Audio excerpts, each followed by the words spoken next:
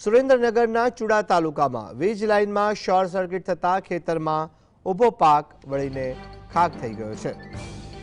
વીજ લાઇનમાં શોર્ટ થતાં જ અચાનક આ આગ લાગી હતી અને જેને લઈને વાત કરવામાં આવે તો ખેડૂતના ખેતરમાં ઘઉં અને વરિયાળીના પાકમાં અચાનક જ આગ લાગવામાં આવી અને જેને લઈને કહી શકાશે કે ખેડૂતોના મોઢામાં આવેલો કોળિયો છીનવાઈ ગયો છે। ચુડામાં વીજ લાઇનમાં શોર્ટ સર્કિટ થઈ હતી, જેથી શોર્ટ સર્કિટ થતાં ત્યાં રહેલા ખેતરમાં ઘઉં અને વરિયાળી સહિતના પાકો જે ઉગાવવામાં આવ્યા હતા, જ્યાં ખેડૂતની આંખ સામે જ ઘઉંનો પાક બળી જતા બે ખેડૂતોને નુકસાન વેઠવાનો વારો આવ્યો છે।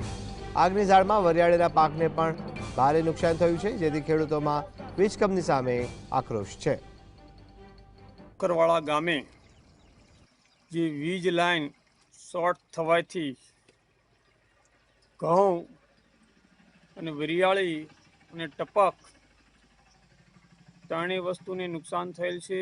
બંને ભાઈના 5 વીઘાના ઘઉં હતા, અંદાજે 50 થી 60 હજાર રૂપિયાના ઘઉં બળી ગયેલ છે અને તેની બાજુમાં વરિયાળી ઊભી હતી, તેને ઝાડ લાગવાથી 25-30 હજારનું વરિયાળીનું નુકસાન થઈ ગયેલ છે।